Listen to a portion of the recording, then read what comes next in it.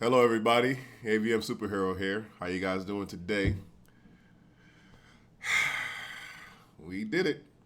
We have four more interviews in the book, so we have another Q&A session that we're going to give to you guys. This is Death Taught Us How to Live Q&A, episode number 5. So, the four people we have in this particular episode, and one of the four is actually a special guest. You might know who that person is. So, let me introduce the people to you so we can have a better understanding of who we're going to hear from and get to the questions. First, we have Lola Remy. She's a stroke survivor living out of Massachusetts. Hello, Lola. How you doing today? Next, we have Will Carter. He's from Georgia. He's a TBI survivor. Hello, Will. How you doing today? Next, we're going back to California, one of my busy states. We have Briza Alfario. She had locked-in syndrome and she came out of it. So I'd like you to welcome Briza. How you doing? And last but not least, we have out of Georgia, from ways of New York, from the ways of Jamaica, West Indies, myself, Greg Graham. Hi, Greg. What's going on, bro? Well, let's get to the questions and see what everybody has to say. What did you take for granted before your accident and stroke coma that you don't take for granted now and you wish people don't take for granted in life? I wish that people don't take for granted how much you can mean to others.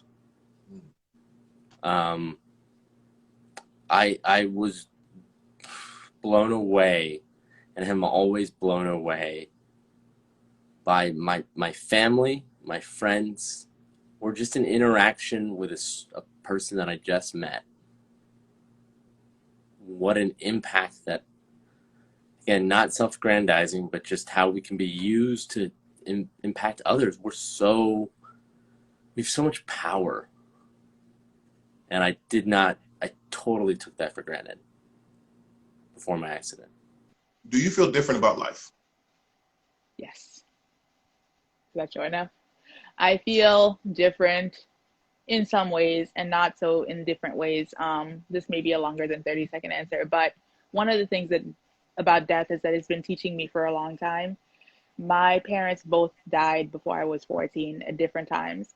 So for a long time, I've had a perspective that time is precious and life is finite, that we're here for a passing time. So it's brought it closer to home personally that I've had a stroke and I barely survived.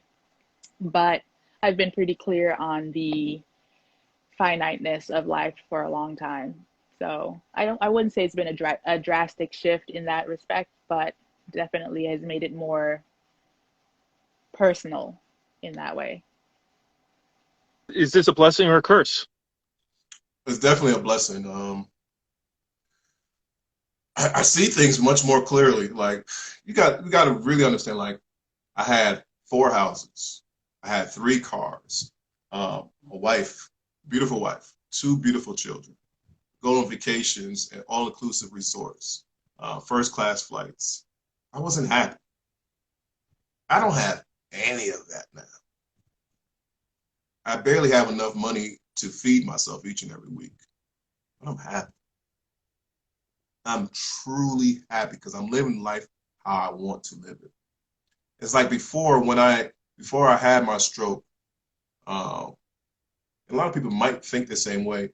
And I want to shout out, like I said, this woman Kelly Robinson put me onto this. It's like before I had my stroke, I felt like I was trapped. I wanted a way out. Like I didn't want to be in my marriage anymore. I knew my wife didn't want to be in my marriage anymore, but I couldn't go anywhere. And then boom, my body said, "Okay, I got an answer for you. Here's your stroke." And it was a bad thing. I can't do the things I couldn't do before, but look what I'm doing now. Like I'm talking to you. I never met you before, and you're in which your wife called Illinois. I meet people that I would never, never, never have met, and so I'm grateful. I love it. What is important about life? Oh gosh, I can sum that up in one. What is important? Life is important about life. Living. None of that little minute stuff matters. When we learn to focus all of our energy on ourselves, our life, nothing else matters. I think learning to live is the most important part about life. What are you trying to accomplish in this new life? Um, the most important thing that I want to accomplish in this new life is I want to teach my daughters what a real man is. I want my daughters to be able to date and find a man that won't give them excuses. And my point given, if a man comes in and say, baby, I can't work, I can't do this job, da da da, I can't get my place, da, da, da. My dad lost everything. And he found somewhere to stay. He found somewhere to live. He got back to us. Get off your ass and do it. That's what I want to do. That's my goal. What did you take for granted before that you wish people wouldn't take for granted now? Oh man. Time. I think time. I think with everything, I think I really realized that with the loss of my father, with the loss of myself, because I feel like we truly do have to shed the old us to be born again into the new us. And as survivors, I feel like we need to let go of who we were then and focus on who we are now, because who we were before may not serve us for who we are now. And who I was before then, I took time for granted. I took the fact that my dad was always going to be here. I took the fact that I was always going to have my health, that I was always going to have more time to do those other things. And that's one thing. We can't play with time. I mean, I think that if you want something, go out there and get it. Don't waste time. Don't think that it's going to just come to you naturally. You got to go out there and get it. And I think in my stroke recovery, that was one of the things that I kept saying, because I was straight. And I would write everything down for a while. And I remember writing like, 2 more weeks, I'm going to blow this joint. And of course it wasn't 2 weeks, it was like months, but I was still, writing like, I want to blow this joint. I want to blow this joint because I don't have time. I don't have time for this. And I think if we realize, like, what do you want to have time for?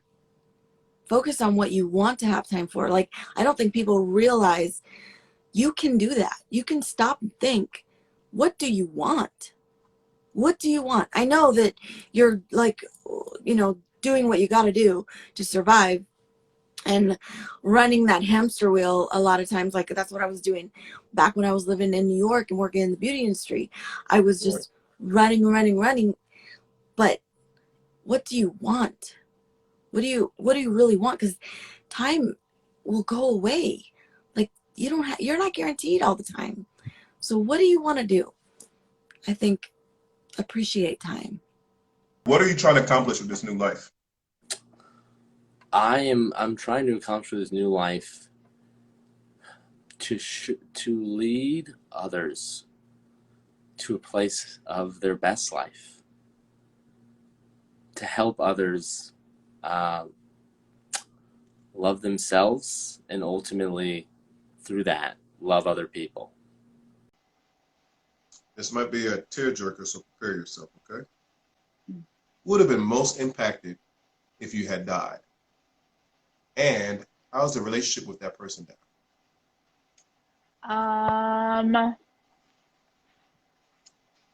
I have a pretty close family, so The obvious answer is everyone in my family. My brother and I are pretty close.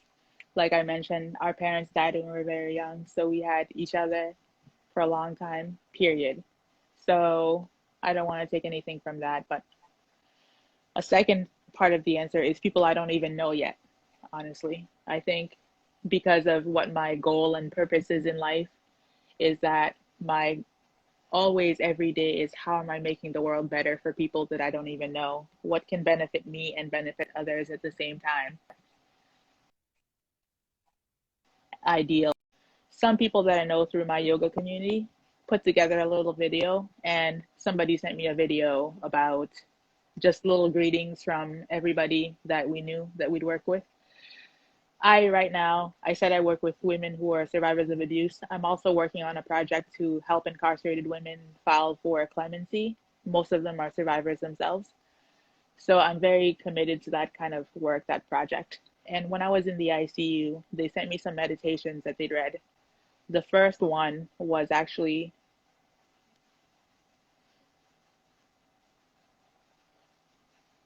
read by a woman I met when I was working in the prisons, when I was teaching meditation and yoga in the prison.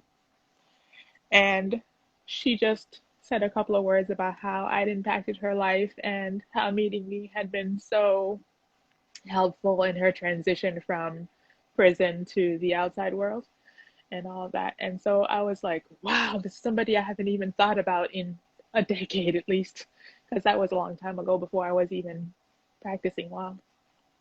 So I just think, how many of those women do I have yet to meet, and what impact would my being gone have had on them? So that's my answer. Family and people that I don't know, strangers. Thank everybody. Great answers, man. Really heartfelt. I thank you so much for giving your time and your energy to this project. Now, if anybody that is a stroke survivor and lives in the United States or in any one of the states that I have not interviewed yet, please hit me up. You could direct message me on Instagram at avm_superhero, or you could leave a message down here in YouTube. Either way, I'll get back to you. I thank you guys so much. If you guys like this video or this series, please subscribe, like it, and put on your notifications. Really appreciate you guys. Avian Superhero. I cannot breathe. Drive through the loop. Betty does.